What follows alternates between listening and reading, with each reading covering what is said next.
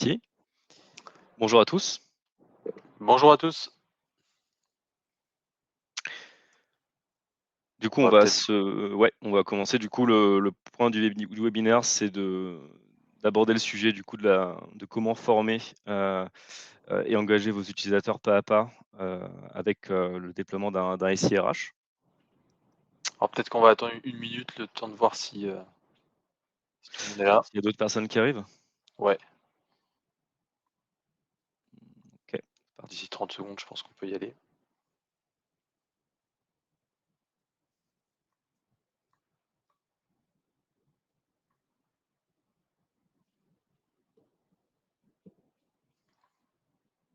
Quelques personnes qui arrivent.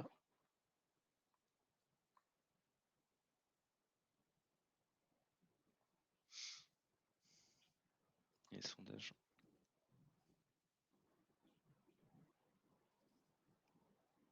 Ok, bah du coup, je pense qu'on peut y aller, hein. Les retardataires arriveront en cours. Du coup, le SIRH, je te laisse peut-être commencer à t'introduire. Ouais, je te laisse passer à la slide suivante. On y va. Bonjour à tous, je m'appelle Clément Pingot, je suis chef de projet chez Lemon Learning depuis bientôt 2 ans. Donc mon rôle en fait, c'est d'accompagner un portefeuille de clients dans la mise en place de notre solution digitale Lemon Learning. Pour synthétiser, en fait, je fais l'interface entre les équipes commerciales, les équipes techniques et le client.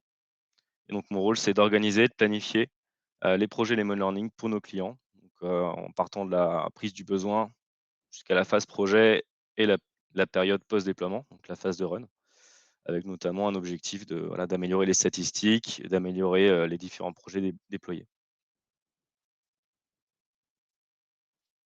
Très bien. Du coup, Jocelyn Petrec, donc moi je suis pour le coup sur la partie commerciale, donc au contact en général des personnes qui cherchent à installer une solution comme Lemon Learning sur leurs outils. Donc du coup, je vois un peu un périmètre assez vaste de projets, que ce soit sur des projets justement SIRH ou plus larges, on pourrait y revenir. Et souvent l'idée c'est de voir est-ce que, on va dire les besoins qu'on peut avoir chez nos clients vont matcher avec ce que nous on fait chez Lemon Learning. Donc je pourrais vous présenter par la suite, exactement, comment on répond, à des enjeux de type, déploiement d'un SIRH. Voilà et ça fait, bientôt 2 ans que je suis chez Lemon Learning. Alors je vous invite à prendre connaissance des différents sondages qui sont mis à disposition dans votre interface. Donc il y en a un certain nombre, donc n'hésitez pas à y répondre, pendant le webinaire. Très bien. Du coup, pour vous donner un petit peu le détail de ce qu'on va voir aujourd'hui rapidement, donc on va faire ça en 4 parties. La première, ça va être rapidement de passer sur les enjeux qu'on peut avoir sur la mise en place d'un SIRH, tout simplement, qui sont assez spécifiques à ce type d'outil. Ensuite, comment nous, on répond à justement à ce type d'enjeu. Voilà, comment on a l'habitude de déployer des projets chez certains de nos clients. En troisième partie, justement, des exemples de cas clients, c'est-à-dire des projets qu'on a vus et dont, pour le coup, Clément vous parlera, puisqu'il les connaît bien, ce sont des clients qu'il gère lui-même. Puisqu'en fait, tous nos chefs de projet chez Lemon Learning ont, des clients attitrés et ces clients, les contacts, ont, un point d'accès privilégié qui est le chef de projet. Donc, c'est pas, on va dire, un suivi qui est générique, c'est vraiment chaque, personne qui connaît très bien, ses projets, en cours. Et en dernier lieu, on aura évidemment des questions pour revenir sur les points qui étaient un peu flous, pour faire une démo plus poussée ou pour, répondre, voilà, aux questions techniques ou même de justement projets, que vous pouvez avoir, sur ce type de solution. Voilà, donc pour la première partie, on va passer brièvement sur les enjeux de la mise en place d'un SIRH. C'est un outil qui est assez, on va dire, particulier parce que souvent déjà il est déployé, c'est un des rares qui est déployé chez tous les, salariés d'une entreprise. Donc le projet va être en général assez gros et important dans un groupe et en plus on va toucher différents types de domaines, c'est-à-dire qu'on a souvent plusieurs briques, plusieurs modules, donc parfois c'est pris chez le même éditeur, c'est-à-dire qu'on va avoir, un module paie, un module administratif, un module gestion des carrières ou recrutement qui va être, sur le même outil. Parfois on va avoir plusieurs outils, un outil de paie bien spécifique, un outil, de gestion des carrières utilisé par seulement une petite équipe côté RH et donc le gros challenge pour, le SIRH, en tout cas ce que je vois moi avec les échanges que j'ai, avec certains de mes clients, c'est que c'est pas un outil sur lequel on va forcément former les personnes, parce que c'est pas, lié à leur, on va dire leur, métier au quotidien, mais c'est un outil qui va être obligatoire pour toutes sortes de gestion, de choses. C'est-à-dire, ça peut être, du tracking, du pilotage, du reporting. On peut essayer d'avoir des données sur l'entreprise grâce à ce genre d'outils. Et donc sans ça, sans on va dire un suivi, une adhésion des utilisateurs, souvent on va perdre pas mal on va dire de retours, en tout cas des salariés sur l'entreprise. Et donc ça va poser pas mal de problèmes à ce sujet. Donc on va dire c'est un peu le type de projet qu'on déploie ou qui est très important et qui à la fois ne doit pas être suivi forcément par un effort de formation aussi important que sur un ERP ou sur un CRM, alors que pourtant on voit qu'il y a quand même des besoins. Nous on le voit tous les jours où il y a il y a beaucoup de demandes, c'est souvent par campagne, on a souvent des temps forts dans l'année côté RH où, il va y avoir, des demandes axées sur un certain type de questions.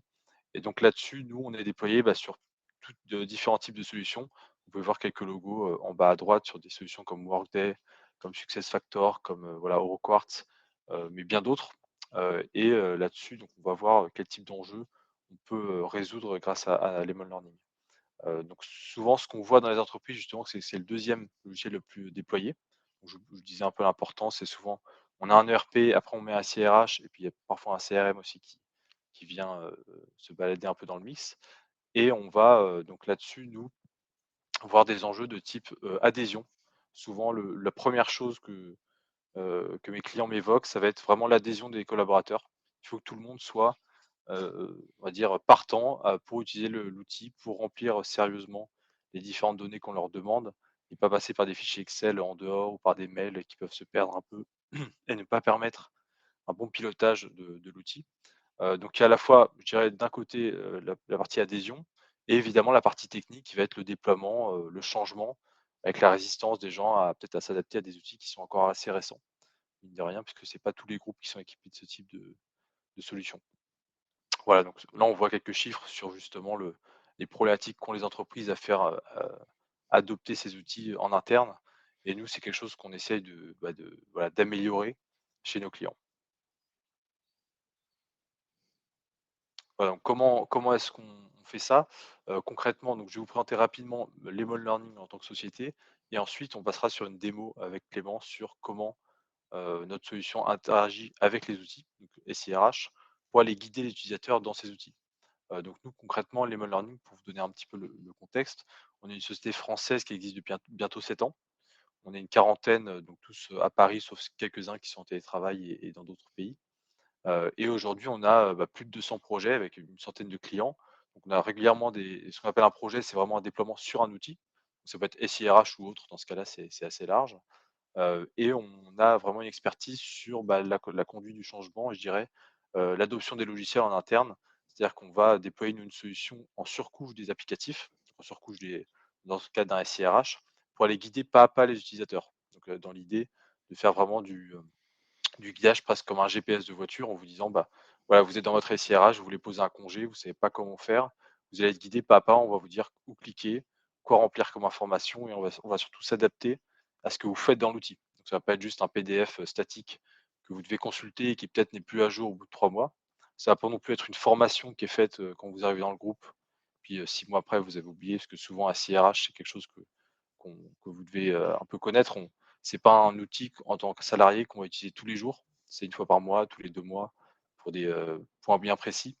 Et donc, le gros challenge, ça va être de garder la connaissance dans la durée et c'est de faire en sorte que les nouveaux arrivants à chaque fois aient de quoi faire pour, vraiment utiliser l'outil, à fond. Voilà. Donc pour les Lemon Learning, pour vous donner un petit peu de contexte, on a un dirigeant, unique, donc on n'a jamais eu de levée de fonds. Nous, on a vraiment, développé la société grâce à nos clients et aujourd'hui, voilà, on se développe sur des projets, plus internationaux. On commence à aller dans les pays du Nord et aux États-Unis et donc on va passer, tout de suite à, vraiment le cœur de l'Emo Learning, c'est-à-dire l'accompagnement au logiciel, donc avec Clément qui va vous parler un peu plus de ce qu'on fait. Alors, merci Jocelyn. Du coup, pour situer Lemon Learning, en fait, on a identifié 3 leviers, importants, sur lesquels on a jugé nécessaire d'utiliser, enfin, d'agir pour conduire à une conduite du changement, efficace. Donc, dans un premier temps, il y a la formation. Donc c'est, l'objectif de la formation, c'est, de faire en sorte qu'il y ait une bonne prise en main du SIRH, de l'outil, en général. On sait que cette formation, lorsqu'elle est digitale, elle est plus accessible et plus flexible.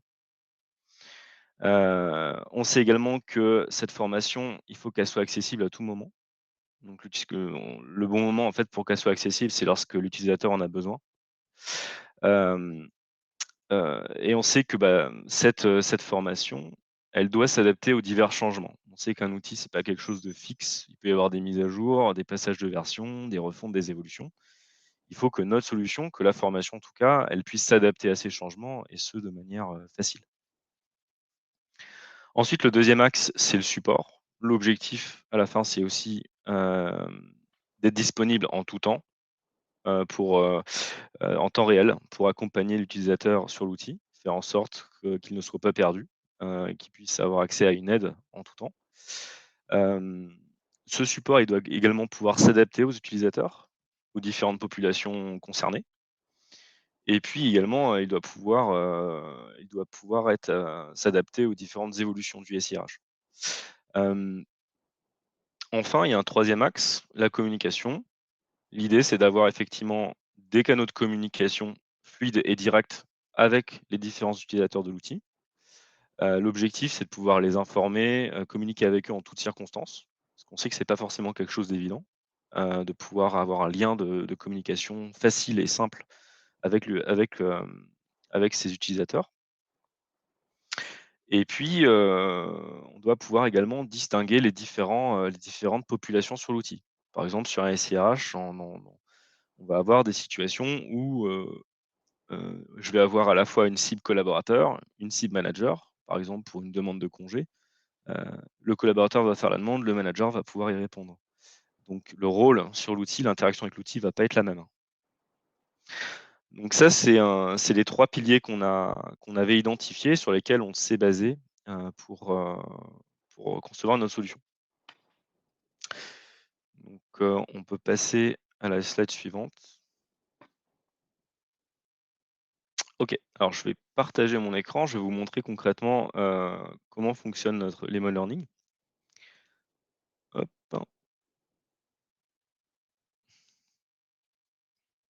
voilà, parfait. Alors, donc Lemon Learning, c'est cette petite boule jaune qu'on voit dans le coin bas à droite de l'écran.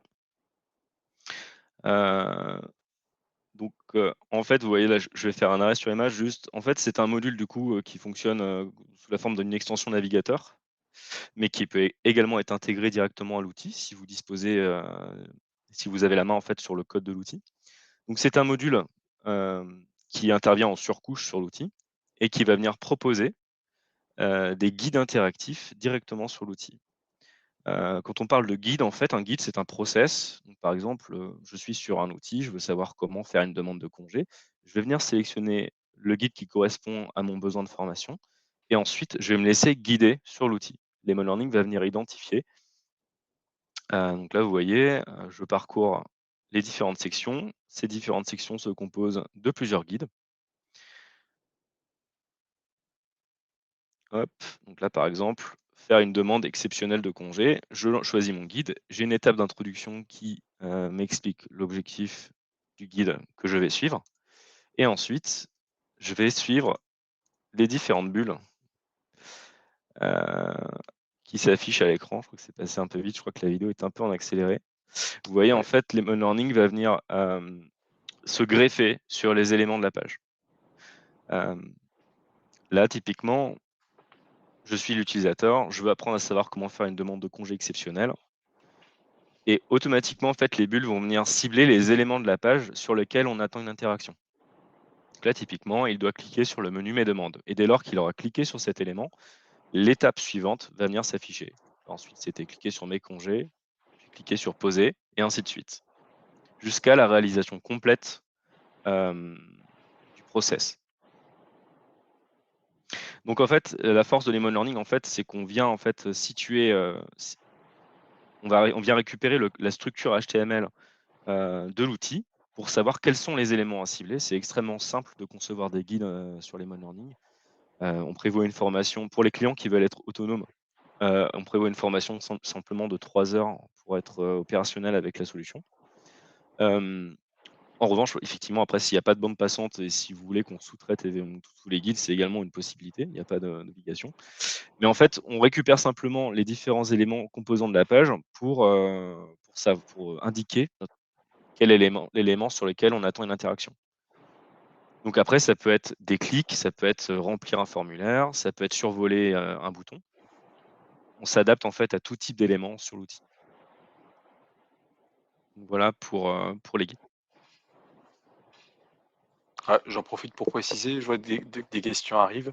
N'hésitez pas à les envoyer, de toute manière, on les garde en mémoire de côté et pendant, la réponse aux questions, on y répondra à la fin dans l'ordre. Vous pouvez les envoyer au fur et à mesure, si vous y pensez. Tout à fait. Il y a également d'autres fonctionnalités qui sont disponibles avec Lemon Learning. Là, vous voyez, je me suis connecté sur une session Teams. Je suis sur la page calendrier de Teams et je vois que vous voyez qu'en fait, il y a des petites infobulles qui sont également une fonctionnalité de Lemon Learning. Donc en plus des guides interactifs qu'on connaît et que je viens de vous présenter à l'instant, c'est-à-dire je viens sélectionner un process et je vais me laisser guider sur l'outil directement pour accomplir ce process. Donc là, par exemple, sur ce guide-là, je vais simplement venir choisir mon guide et me laisser guider. Je vais avoir également en parallèle d'autres fonctionnalités comme les tooltips. Vous voyez, c'est une infobulle.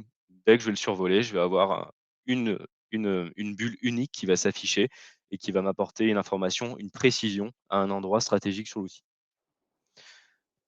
Donc ça, c'est pratique pour des besoins, pour des compléments d'information ponctuels sur l'outil. Quand on a une logique de guide, ici, c'est vraiment lorsqu'on va avoir plusieurs étapes à accomplir pour aller chercher l'information, pour accomplir une tâche. Le tooltips vient simplement apporter une précision unique à un endroit précis. On a également du coup les messages push. Donc rappelez-vous, je vous ai parlé également d'un des piliers qui était la communication, qui était importante dans le cas d'une conduite du changement. On a la possibilité également de venir afficher des messages directement sur l'écran de l'utilisateur. En fait, on a créé une fonctionnalité qui s'appelle le push, qui permet à chaque administrateur de projet de nos clients de venir paramétrer des messages qui viendront se diffuser sur des périodes de temps et qui viendront communiquer directement des informations, alors soit sur des événements qui vont avoir lieu sur l'outil, soit une période de maintenance par exemple, ou alors tout simplement pour promouvoir les contenus de formation que vous avez créés avec Lemon Learning. Vous voyez que vous avez la possibilité également d'ajouter des lanceurs de guides directement sur votre push. L'avantage de cette fonctionnalité, c'est qu'elle va venir s'imposer à l'utilisateur une première fois. Donc il le verra une fois et rassurez-vous, il ne le verra qu'une seule fois. Mais c'est une manière pour lui, pour vous en tout cas, de vous assurer qu'il a bien reçu l'information et de communiquer avec lui naturellement, en directement en fait depuis l'outil sur lequel il manipule. Donc voilà pour les 3 fonctionnalités importantes hem, que compose notre solution. Je vais te redonner la main. Hop. Ouais, d'ailleurs, un point important pour tout ce que vous avez vu, c'est que on nous pose souvent la question, est-ce que c'est du coup, vous avez, des contenus sur tous les, outils, mais en fait, ce sont des contenus personnalisés. C'est-à-dire que vous pouvez créer tous les guides selon vos processus internes et pas, je dirais un processus qui serait, bah, voilà, Workday par exemple, vous avez les processus Workday. C'est vraiment des processus que chacun de nos clients va pouvoir créer, par eux-mêmes ou alors parfois on les fait aussi pour eux, selon les processus internes, spécifiques. Jocelyn, je te laisse remettre la Ouais, la présentation. Hop. hop, je remets ça. Top.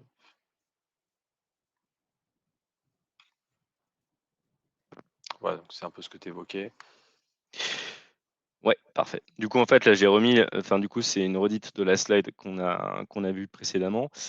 Donc concrètement, en fait, avec cette démonstration et ce que je vous ai montré, l'idée, c'était de voir mettre en relation effectivement les piliers qu'on avait identifiés et ce en quoi notre solution se focalise sur ces 3 piliers, hem, comme fondement pour sa solution. Donc dans un premier temps, le plus important effectivement, c'était la formation. Lemon Learning va proposer du coup des guides interactifs qui sont directement implémentés sur le SIRH. Ces éléments vont donc permettre aux utilisateurs d'apprendre directement sur leur outil. C'est un usage qui est direct. On est toujours présent sur l'outil. C'est un peu la philosophie de l'E-mail Learning, c'est on peut se former n'importe où, n'importe quand. Ensuite, par rapport au support, on intervient effectivement sur ce point-là puisqu'on permet de réguler et de diminuer les demandes de support, puisqu'on apporte déjà un certain nombre de réponses directement sur l'outil. Donc en mettant à disposition des contenus qui aident à mieux prendre en main la solution, on évite et on diminue le nombre de tickets qui ont été envoyés, au support. Et le cas échéant, on a également en fait une fonctionnalité de support qui est directement intégrée, hem, à l'E-mail Learning qui permet de rediriger des demandes sur une boîte mail, directement. Et enfin la communication, le canal de communication qui est directement intégré à l'outil via les messages push, qui permettent donc d'afficher directement sur l'outil, des messages, des notifications. Donc voilà, c'est un canal, qui permet aussi de mettre en avant les différents contenus, que vous avez créés ou alors pour communiquer sur, par exemple, voilà, une maintenance, un problème, temporaire sur l'outil et cetera. Ça vous donne en tout cas cette flexibilité-là.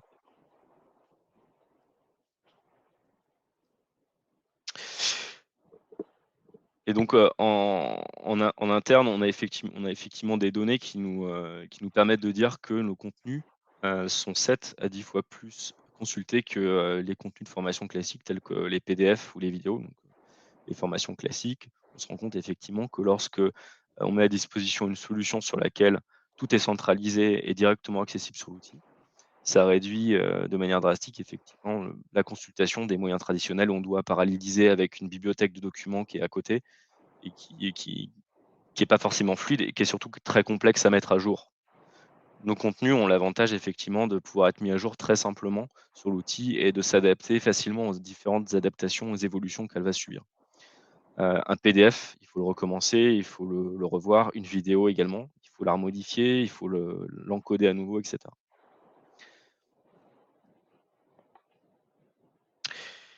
À présent, je vais vous parler effectivement de 3 cas clients. Donc c'est 3 comptes que je gère personnellement, et qui ont des projets, SIRH. Donc, par exemple AESO qui est un groupement de mutuelles, on les a accompagnés notamment sur Talentsoft. Ils ont introduit 3 modules différents de Talentsoft, à savoir performance, ce sont tous les entretiens annuels des objectifs, recrutement, donc le module dédié au recrutement et formation. Le module du coup pour faire des demandes de formation en interne. Hem, Ils ont eu besoin en fait alors ils ont très vite eu conscience qu'effectivement ces outils, comme le disait Jocelyn tout à l'heure, hem, on a besoin en fait l'utilisateur ne va pas y être nécessairement tout le temps, il va y être par période, par moment donné. Donc on va pas avoir, ça sert à rien finalement d'investir sur de la formation classique, lourde et cetera, pour, former des utilisateurs qui oublieront par manque d'utilisation, par manque d'usage en fait de ces outils.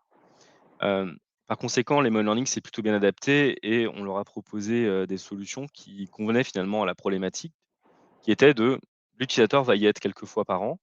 Il faut que quand il aille sur l'outil, il maîtrise, il a accès à tout ce qu'il faut en fait pour pouvoir, réaliser ses demandes et faire, effectuer les diverses actions qu'il a à faire sur l'outil. Par conséquent, en fait, on a vraiment misé sur les guides interactifs, pour ce projet et notamment parce qu'on avait aussi un système d'entretien annuel qui, du coup, sont paramétrés, sur, des périodes de temps très, fixes. On a utilisé notamment beaucoup les notifications push pour prévenir les utilisateurs, de la présence, de ces campagnes, de l'ouverture des campagnes et surtout, les notifier de la présence, de contenu de formation directement intégré à l'outil. Hem, voilà pour, ce client. Il y a Et également du d'ailleurs, coup je peux pas t'interrompre rapidement. oui, Je bien crois que sûr. c'est un de nos clients qui a déployé le plus d'outils bientôt, qui va être en passe de déployer le plus d'outils. Parce Ouais, qu'ils ont commencé, si je me trompe pas, par un outil et là, ils en sont à une dizaine ou plus.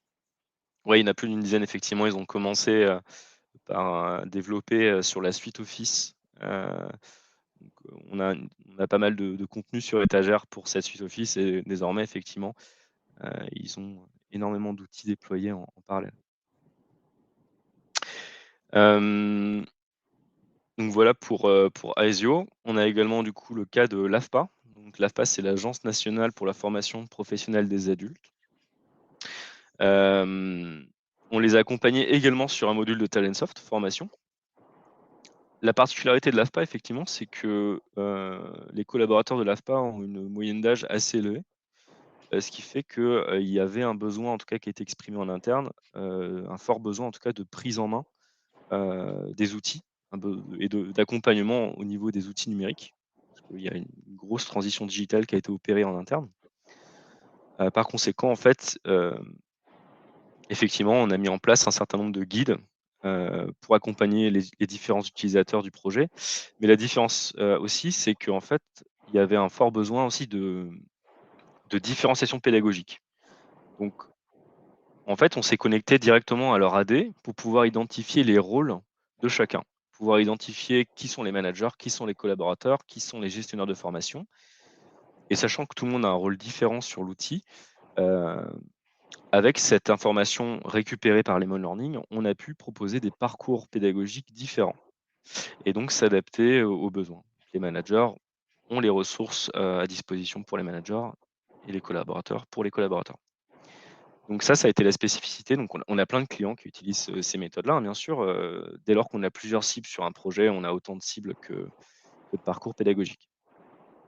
Et pour les push d'ailleurs aussi, c'est très important de pouvoir, cibler à qui on veut envoyer les push. Par exemple, je ne sais pas si il y a une campagne d'entretien, de performance annuelle et que c'est juste les managers à qui on veut pousser un parcours. On peut leur envoyer une communication à eux spécifiquement pour leur dire: «Attention, vous avez, au mois de novembre, telle campagne qui arrive, et on vous a mis à disposition tous les contenus, nécessaires». Tout à fait. Et enfin du coup, IN Group. Donc IN Group, c'est l'imprimerie nationale. Donc, typiquement, c'est l'organisme qui gère, l'impression des papiers d'identité. Typiquement, on les a accompagnés, eux, sur un module de Cégide, un module également SIRH, qui visait du coup à gérer, les entretiens annuels, des objectifs pour l'ensemble des collaborateurs et les entretiens également professionnels. Donc là, on parlait vraiment de process très lourds sur un outil qui était jugé en interne comme, heu, assez contre-intuitif. Du coup, hem, pour assurer en fait le fait que les campagnes se déroulent bien, on a mis en place, de nombreux guides qui étaient parfois, très longs. Donc là, pour le coup, la conception a été prise a été effectuée par les Learning. Autant dans les 2 premiers cas, Aesio, en fait, ils ont eu l'autonomie sur l'ensemble de la conception des contenus.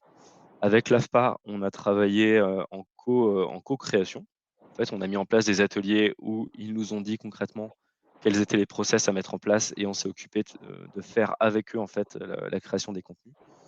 Pour IN Group, en fait, ils ont tout externalisé. On s'est occupé de l'intégralité de la conception, des guides et la particularité d'IN Group, c'est qu'ils avaient de nombreuses, en fait, contraintes en termes de confidentialité.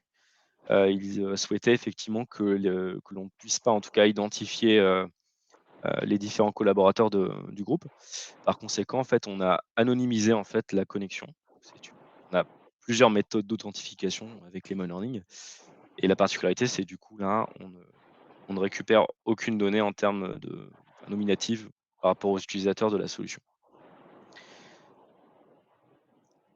Donc voilà pour les, différents cas qu'on voulait vous présenter.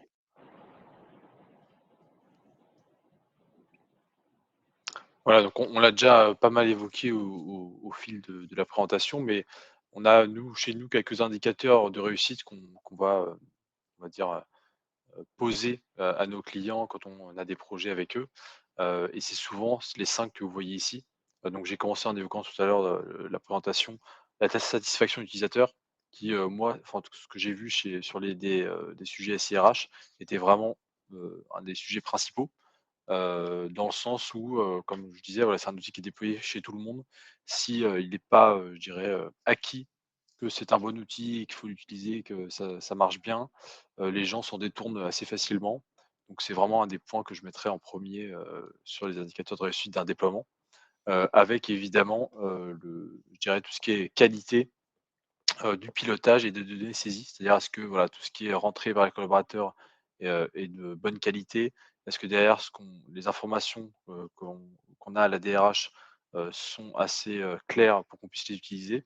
Et derrière évidemment tout ça, vise à baisser, les besoins en accompagnement, c'est-à-dire en support. Ça peut être le nombre de tickets ou le nombre de voilà, d'appels ou d'emails. Ça peut être les besoins de formation. Est-ce qu'on a, du coup pas besoin de former les gens? Nous, on a des clients qui petit à petit se détournent de certaines formations. En tout cas pour l'aspect fonctionnel évidemment, parce qu'on a toujours, des aspects métiers qui sont faits en présentiel ou en vidéo par exemple. Mais pour l'aspect fonctionnel, c'est-à-dire comment je fais ça dans tel outil, on a certains clients qui se détournent vraiment d'autres méthodes pour passer sur, du pas à pas, grâce à l'Emon Learning. Voilà, donc ça, c'est vraiment les indicateurs qu'on peut voir sur un projet et nous, en général, on a des données qui sont, assez, je dirais, exceptionnelles sur le résultat quand on déploie l'Emon Learning chez un client. C'est-à-dire que c'est pas rare de voir des coûts de support qui sont baissés de 50 sur un outil en particulier, une fois qu'on a installé l'Emon Learning et qu'on a mis à disposition une, bibliothèque assez fournie de contenu. Parce que l'idée, évidemment, c'est de mettre des contenus au départ, mais aussi par la suite d'étoffer, la bibliothèque de contenu selon les demandes. Donc plus on voit d'appels, d'emails, de demandes de collaborateurs, plus on peut étoffer les contenus et au fur et à mesure réduire vraiment le nombre de demandes au support. Donc ça va un peu de pair avec la demande de formation, c'est-à-dire que si on est capable en temps réel d'accompagner les personnes, tout ce qui est formation fonctionnelle, vraiment le pas à pas, va permettre de réduire ça énormément. Et donc en dernier lieu, on a commencé à l'évoquer, mais on l'a pas montré, aujourd'hui. C'est vraiment la partie, création des contenus. Il faut savoir que nous, créer des contenus les learning, c'est très rapide. On peut créer, des guides comme vous avez vu juste avant, on peut en créer, entre 3 et 5 par jour pour des guides, je dirais moyens. C'est un peu une statistique, voilà, une moyenne de ce qu'on peut voir. Parfois, ça peut être plus long quand on fait des guides très complets. Ça peut être beaucoup plus rapide si on fait des petits parcours. Donc souvent, côté dans des outils SIRH, des parcours assez simples qu'on a vus, mais ça arrive qu'on ait des conditions, comme disait Clément tout à l'heure, qui soient plus complexes, qu'on ait la différenciation qui soit assez poussée. Et quand on sait qu'il y a différents rôles dans l'entreprise et donc derrière là, on a vraiment un gain de temps, c'est dans la durée. C'est-à-dire qu'on peut mettre les parcours, une fois à disposition et on peut très facilement les faire évoluer dans la durée. On peut modifier une étape, à la volée rapidement, on peut modifier un parcours si l'outil, par exemple, a évolué, si l'interface a changé. Et donc c'est vraiment dans la durée, on va gagner du temps pour la mise à jour des contenus et comme ils vont toujours être frais, les collaborateurs vont les utiliser. Parce on sait très bien que les personnes, une fois qu'ils vont sur je sais pas, un LMS ou, un PDF particulier qui n'est pas à jour, ils s'aperçoivent que c'est pas à jour, ils gardent en mémoire que c'est, une source, on va dire, assez peu fiable et du coup, ils y retournent pas. Alors qu'une fois qu'on met des contenus qui sont, vraiment, gardés frais dans la durée, on voit que les personnes, utilisent dans la durée ces parcours. Je vois qu'on a quelques questions, peut-être qu'on va pouvoir y passer. Mmh.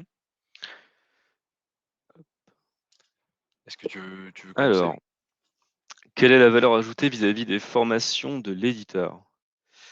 Alors effectivement, on a un certain nombre de clients qui ont les ressources en interne, qui ont du temps effectivement et qui veulent, allouer en tout cas, investir du temps pour être autonomes sur la solution. Donc l'avantage, c'est que, une fois qu'on est formé à l'e-learning, on peut faire autant de contenu qu'on le souhaite.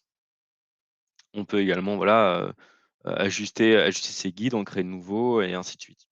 Donc la valeur ajoutée, c'est simplement de pouvoir être autonome dans la conception et de pouvoir, gérer en autonomie en fait, ces différents contenus.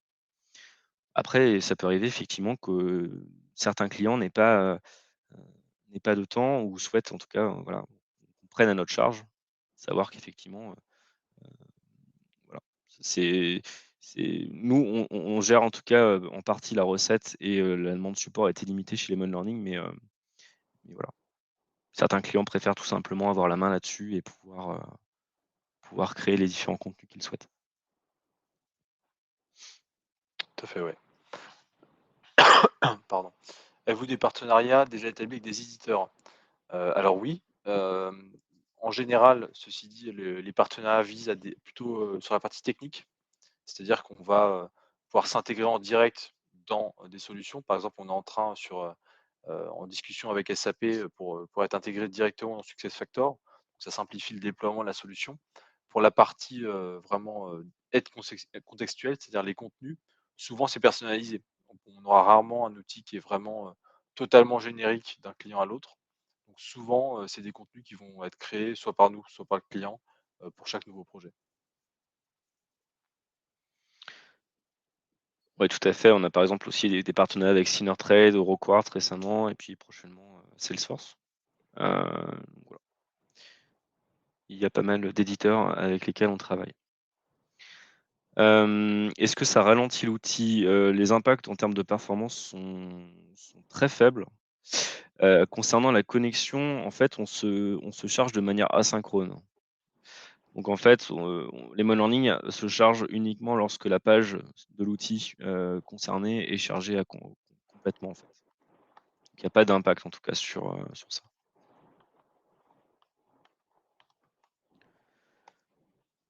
Lors Lors d'une mise à jour d'une mise à ouais. jour, vas-y. Lors d'une mise à jour de la solution, les modes en ligne reconnaît-elle les modifications automatiquement? Alors ça va dépendre de plusieurs choses. En fait, lorsqu'on réalise un guide avec les learning, donc on va cibler des éléments, c'est comme si on allait geler en fait, une partie de l'outil. On va faire une photographie de l'outil à un instant T. On va récupérer en fait plein de données, des données textuelles, des données, relatives au code, et plein d'autres données en fait, relatives à l'outil. Si c'est des changements qui sont minimes et que la structure même du code ne change pas trop, en général, les learning récupèrent suffisamment d'informations pour pouvoir s'adapter aux évolutions. En revanche, s'il y a une recette complète, de l'outil, avec, effectivement des éléments qui ont changé de place, énormément, le code qui a été revu et cetera, le texte qui a changé, il va falloir faire un resettage des guides. Donc, ça ne veut pas dire refaire le guide à zéro, ça veut dire simplement mettre à jour le ciblage. Par exemple, un élément qui était ciblé et qui a changé, il va falloir simplement venir récupérer l'élément. Ça se passe très vite, en fait, c'est en 2 clics, c'est fait. On sélectionne l'élément, on le cible avec Lemon Learning et son ciblage est automatiquement mis à jour. Donc en comparaison avec, par exemple, mettre à disposition des vidéos de formation ou ou des PDF, c'est quand même beaucoup plus flexible pour mettre à jour par rapport aux évolutions du produit. Enfin, mise en place sur une GTA, gestion du temps, du coup, il y a, oui, on travaille avec Carrefour notamment, sur un Ouais. outil EuroQuartz qui s'appelle, Oscar. Et ça fonctionne très bien. On est déployé sur l'ensemble du siège et du réseau hypermarché. Plusieurs. Jocelyn, tu en connais certainement d'autres. Ouais, j'étais en train de réfléchir justement aux autres qu'on pouvait avoir. Je crois que e-Temptation aussi, c'est quelque chose, on doit avoir des sujets là-dessus. J'ai plus en tête exactement chez qui. Lemon Learning est-il utilisé pour collecter du feedback utilisateur? Alors, on a de nombreux clients qui le font. On n'a pas de fonctionnalité directement intégrée, mais en fait, de nombreux clients en fait ajoutent un questionnaire Google Forms en fait intégré dans Lemon Learning. C'est une possibilité. On peut intégrer en fait à la fin de chaque guide, un formulaire Google Forms avec, voilà, un questionnaire de satisfaction classique. Qui fait qu'une fois qu'il a réussi en fait à compléter son guide, on lui propose simplement sur l'étape directement en fait intégré dans le guide, on lui demande simplement si, le guide a été utile, si ça a fonctionné pour lui et cetera, s'il a réussi à faire ce qu'il voulait exactement. Donc en fait, notre outil est très paramétrable. Donc en fait, on n'a pas une fonctionnalité, comment dire? Native intégrée dans les Lemon Learning pour collecter du feedback, mais en tout cas, c'est possible d'y greffer un Google Form par exemple. Ou un autre, si vous avez d'autres types de formulaires, c'est possible aussi, tout à fait et très simplement. Moi, je reviens rapidement sur la question précédente sur la mise en place d'une GTA.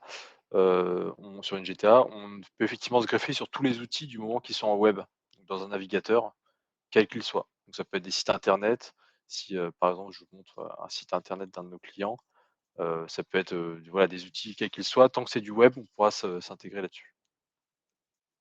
Donc derrière là, je dirais que la c'est quoi? C'est la moitié de nos projets, ce sont des outils qu'on n'a jamais vus, même si ça commence à se réduire un petit peu et on a une grosse partie sur des outils qu'on connaît déjà, chez qui on a des clients.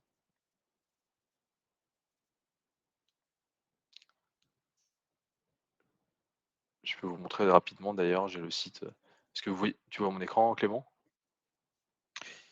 Oui, C'était pour vous montrer, voilà, un exemple de site qui, pour le coup, n'est pas un applicatif, mais qui est un site externe de chez Renault, où ils ont mis par exemple des tooltips Lemon Learning, directement, pour les visiteurs du site, avec des guides aussi, pour, ceux qui ont accès à la partie, client.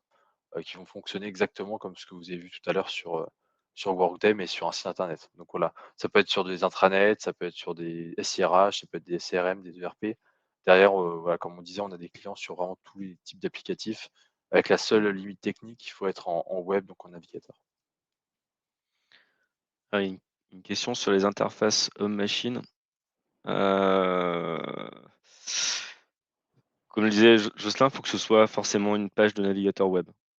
Euh, on fonctionne par extension navigateur, par conséquent, à partir du moment où c'est du web, ça fonctionne, mais on ne fonctionne pas en client lourd, on fonctionne pas sur des logiciels qui ne sont pas directement intégrés en web.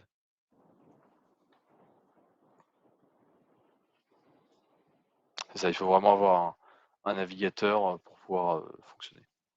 Après pour l'intégration, c'est soit le plugin, soit justement dans les outils où on peut s'intégrer en direct, quand on a un partenariat ou si c'est un outil maison, par exemple, que vous avez.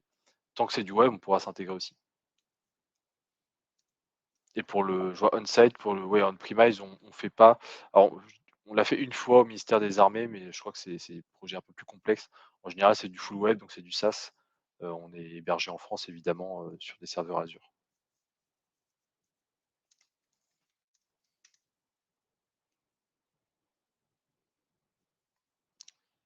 Est-ce qu'on a loupé une question? Est-ce que tu vois? J'en vois pas d'autres.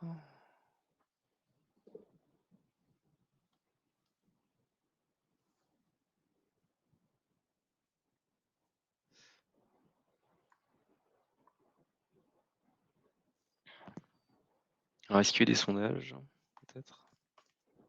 Des réponses aux sondages?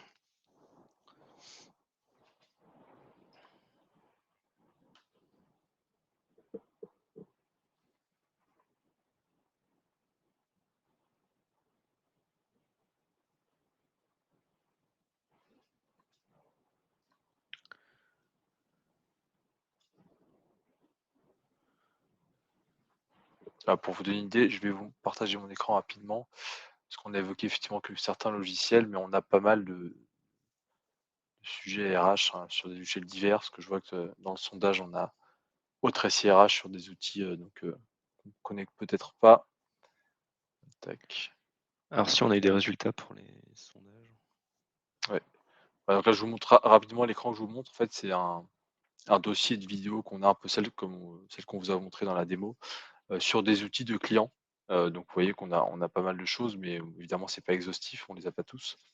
Donc que ce soit SmartRH, SuccessFactors, Talentsoft, même comme on vous disait, des outils maison, ça peut être aussi quelque chose, dans lequel on peut s'intégrer, de la même manière que dans d'autres. Et derrière, si, oui, si j'en ouvre un, par exemple, Cegid, c'est celui dont on parlait chez IN Group. Alors je ne sais pas si la qualité va être très bonne. Peut-être qu'il faut que je clique.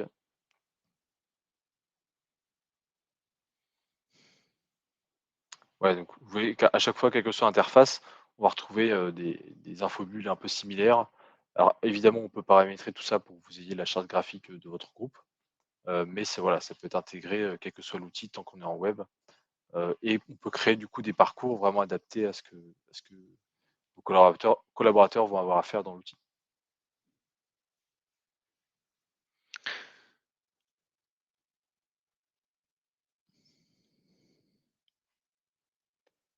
Alors, par rapport au sondage, vous avez été 75% à indiquer que vous aviez déjà mis en place un SIRH au sein de votre entreprise. Pour certains, pas encore ou c'est en projet.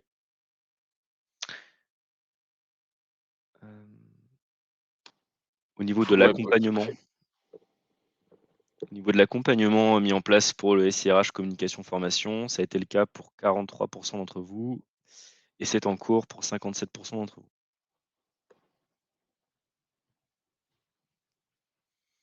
Et donc pour vous, principalement, vous ne travaillez pas avec l'ensemble des propositions qui ont été proposées sur l'outil choisi. L'outil SIRH choisi, donc pour 75% d'entre vous, c'est un autre qui a été choisi parmi les options indiquées.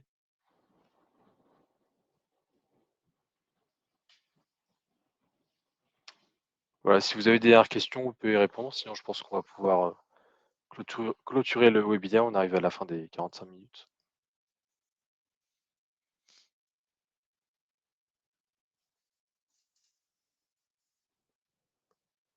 Tout logiciel de gestion, facturation client. Alors, encore une fois, oui, tant qu'on est en web. Il faut vraiment que ce soit un logiciel en navigateur. Hem, à partir de là, on pourra se mettre en surcouche de ce logiciel. Donc facturation, alors avec la limite que si ce sont des utilisateurs internes au groupe, on pourra déployer via un plugin sur le navigateur. Si ce sont des externes, je pense, par exemple, voilà, imaginons que vous ayez un logiciel, pour vos clients. Là, il faudra qu'on puisse intégrer en direct dans le code de l'outil. Il faut avoir accès au code de l'outil. On a des projets, je vous montrais tout à l'heure, le site de Renault Proveo, des projets effectivement de nos clients qui mettent à disposition un outil à d'autres personnes externes au groupe. Heu et donc là, encore une fois, tant que c'est du web et qu'on a accès au code, on pourra s'intégrer, aussi.